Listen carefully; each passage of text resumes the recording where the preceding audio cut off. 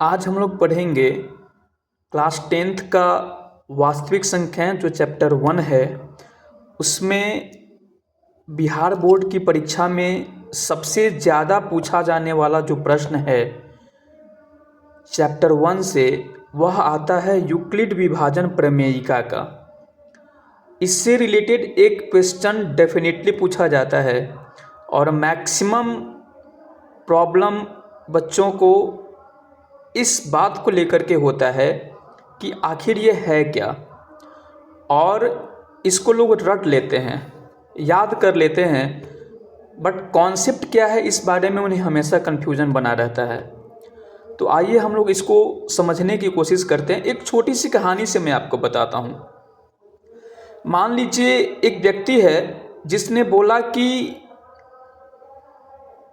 मेरे पास कुल 150 अंडे हैं और यदि मैं दो दो करके गिनूँ उसको तो मेरे पास एक शेष बच जाता है, तीन तीन करके गिनूँ तो दो शेष बच जाता है, चार चार करके गिनूँ तो तीन शेष बच जाता है, पाँच पाँच करके गिनूँ तो चार शेष बच जाता है, और छः छः करके गिनूँ तो पाँच शेष बच जाता है, और सात सात करके गिनूँ तो कुछ शेष नहीं बचता।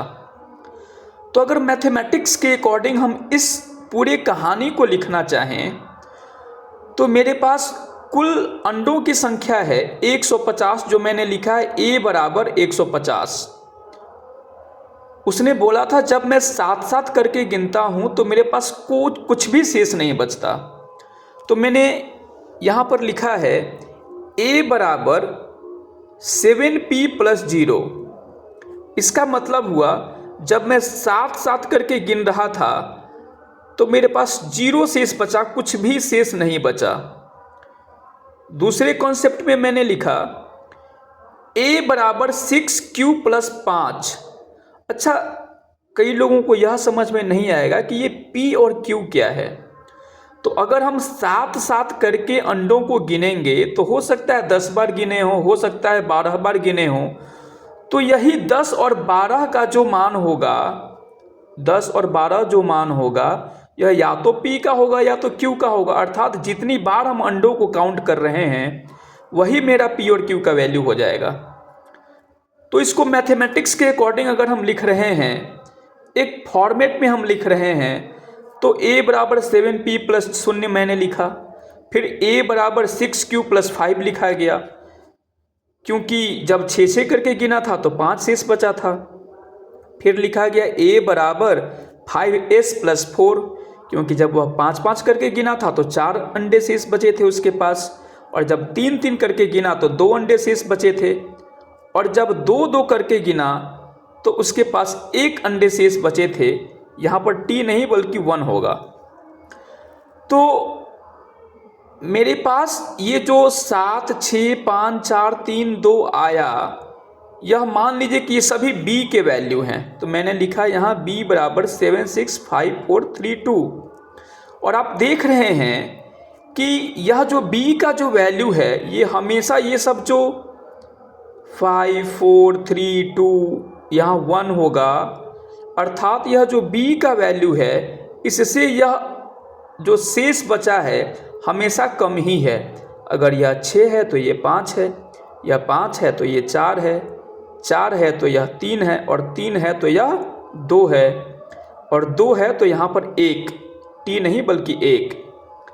अर्थात इसको जब मैं एक फॉर्मेट में लिखने की कोशिश करूँगा तो a बराबर bq, क्योंकि इन सभी को मैंने b माना है, और प्लस r, जहाँ पर r जो है यह हमेशा b से कम है और 0 से ज़्यादा है। इस फॉर्मेट में जब मैं लिख लेता हूँ, इसी को कहा जाता है यूक्लिड विभाजन प्रमेयिका। और आप सभी को पता होना चाहिए कि इस कॉन्सेप्ट से बिहार बोर्ड में एक HCF निकालने के लिए डेफिनेटली पूछा जाता है। जैसे 460 और 42 का HCF कैलकुलेट करने को अगर बोला जाए तो जो बड़ा वाला नंबर होगा वो हमेशा लेफ्ट साइड में लिखेंगे, और छोटे वाले नंबर को राइट साइड में लिखेंगे, जो b का वैल्यू बनेगा। अब अगर हम 42 से 460 को डिवाइड करेंगे तो 10 बार में और 40 शेष बचेगा, तो मैंने लिख दिया 42 गुने 10 प्लस 40। जो b का वैल्यू है अर्थात जो यहाँ पर है उसको हम फिर यहाँ लिखेंगे और जो शेष बचेगा उसे हम यहाँ लिखेंगे। अर्थात फिर जब हम 40 से 42 को डिवाइड करेंगे तो एक बार में जाएगा और 2 शेष बचेगा, मैंने लिख दिया। फिर इस b का वैल्यू मैंने यहाँ पर लिखा और जो शेष बचा यहाँ पर लिखा। तो शेष जब मैं 2 से 40 को डिवाइड करूँगा तो शून्य आ जाएगा, और जैसे ही शेष मेरा शून्य आ जाएगा तो सबसे अंतिम वाले प्रोसेस करते समय जो b का वैल्यू आएगा वही हमारा HCF हो जाएगा। इस तरह से बहुत आसानी से हम यूक्लिड विभाजन प्रमेयिका की सहायता से HCF कैलकुलेट कर सकते हैं। और आपको पता होना चाहिए कि बिहार बोर्ड में बहुत बार यह प्रश्न पूछा गया है, जिसको मैंने हॉट्स के रूप में लिखा है कि यूक्लिड विभाजन प्रमेयिका का प्रयोग कर दर्शाइए कि किसी धनात्मक पूर्णांक का धन 9m 9m+1 या 9m+8 के रूप का होता है। घन, धन नहीं बल्कि घन। Thank you.